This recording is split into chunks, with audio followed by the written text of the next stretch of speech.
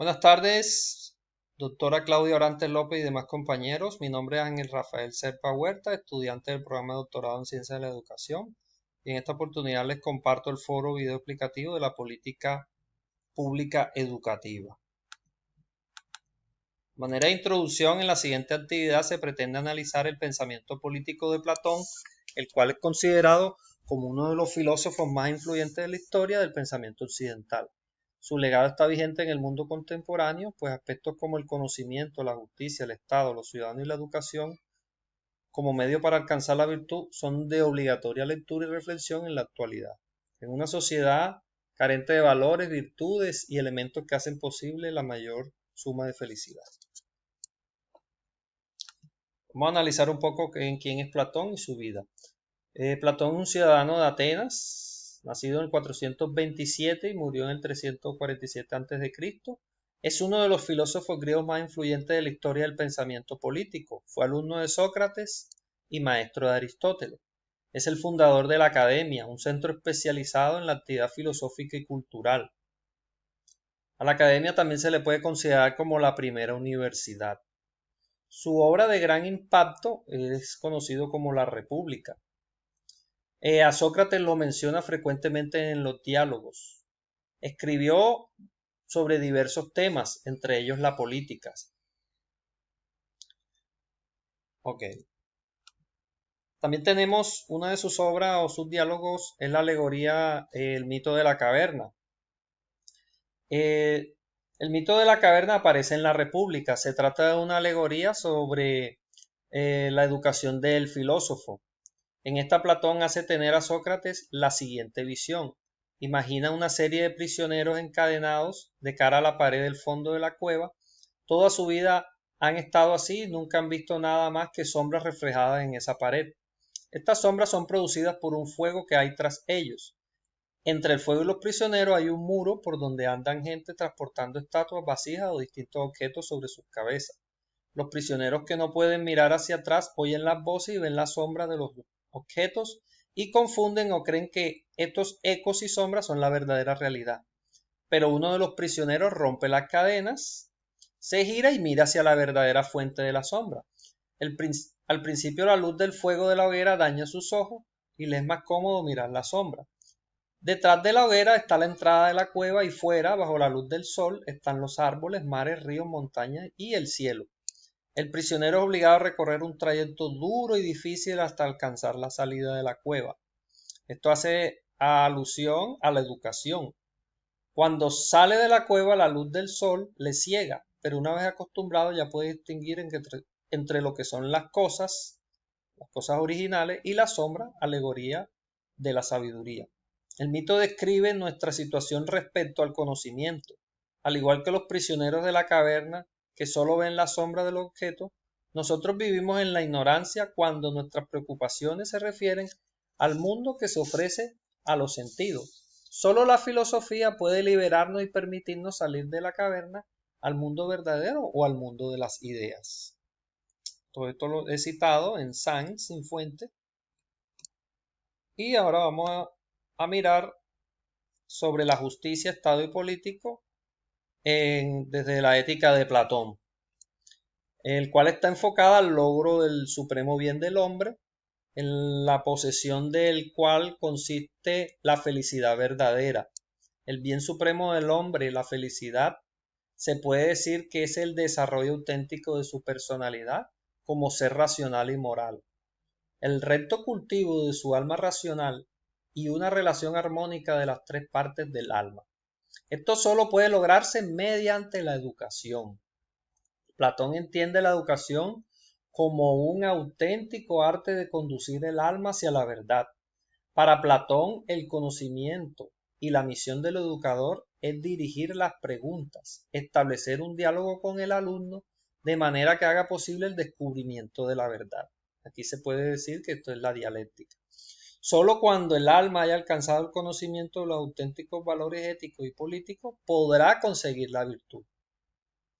El estado ideal de Platón se fundamenta en la justicia, un estado justo el que viene impuesto por la idea del bien. Esto solo será posible si los gobernantes son sabios, esto es, filósofos que hayan logrado penetrar en el mundo de las ideas. La idea del bien debe guiar al Estado y al individuo. Los ciudadanos serán felices si son gobernados por la persona más sabia y justa. Este es más que todo el concepto de ética de Platón en cuanto a justicia, Estado y política. Pasemos ahora a la concepción de ciudadanos, los sofistas y Sócrates. Por ejemplo, en la Atenas de Pericles, en el siglo V a.C., se consolida la democracia. Los ciudadanos tienen en sus manos el destino de la polis y se produce una época de esplendor de las ciencias y las artes, la literatura y el pensamiento como nunca antes se había conocido. En este ambiente surgen los denominados sofistas o maestros del saber y convierten el periodo cosmológico en antropológico. Es decir, con los sofistas el interés de la filosofía se orientó hacia el tema del hombre.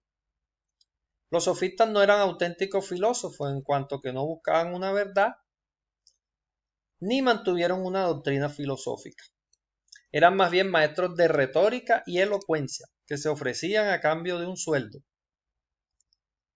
a enseñar a los jóvenes en la Atenas, y en aquella época los atenienses acudían a la asamblea, al teatro y a los tribunales como si fuera un acto social para entretenerse, para practicar bellos discursos. Los sofistas afirman que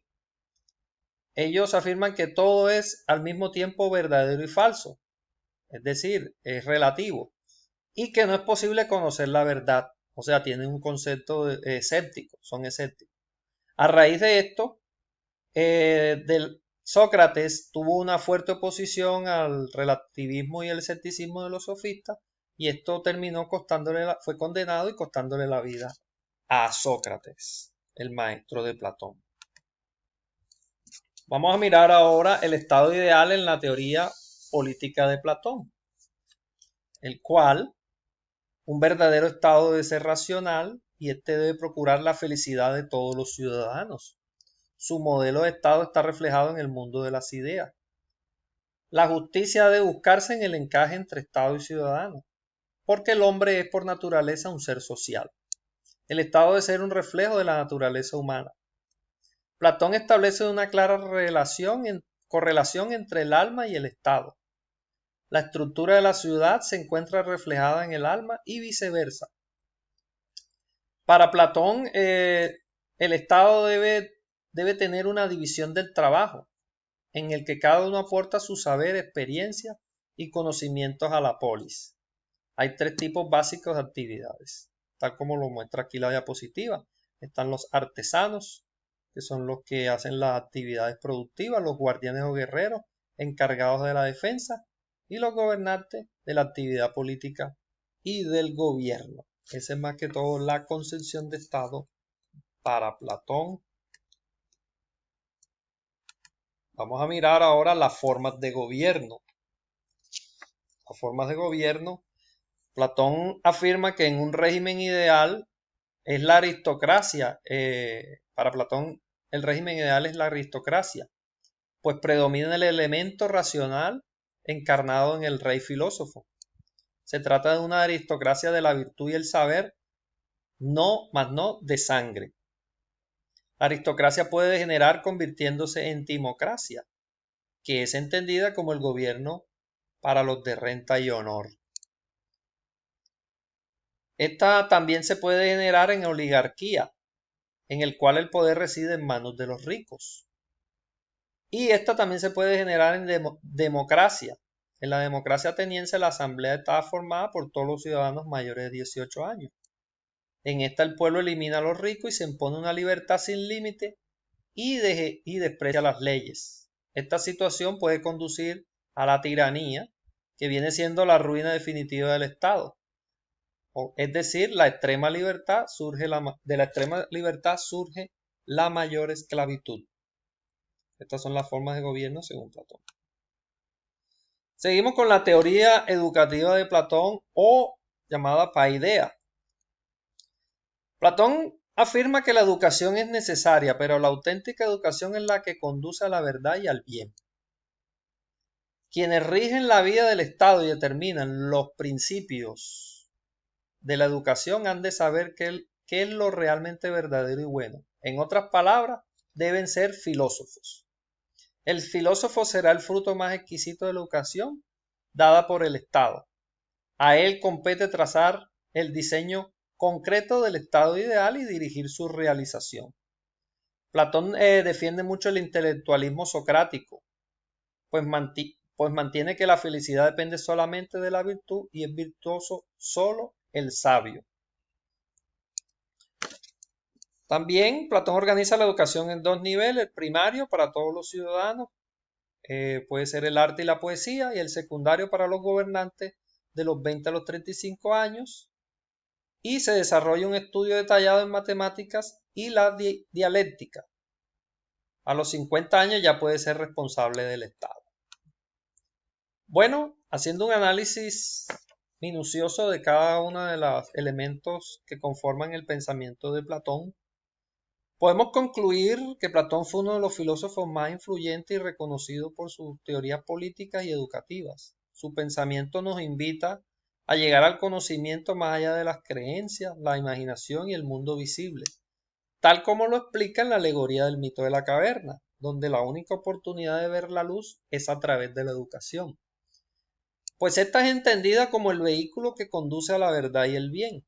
En el ámbito de la sociedad actual estos principios siguen vigentes, pues la educación es el instrumento que tienen los pueblos para llegar a la realización de un estado ideal, una sociedad con altos índices de felicidad, tal como lo concebía Platón desde tiempos remotos.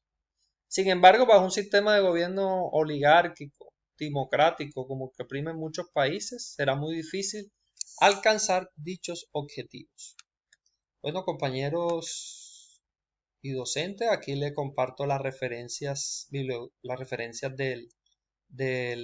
este informe, de este video. Espero sus comentarios. Gracias a todos, hasta luego.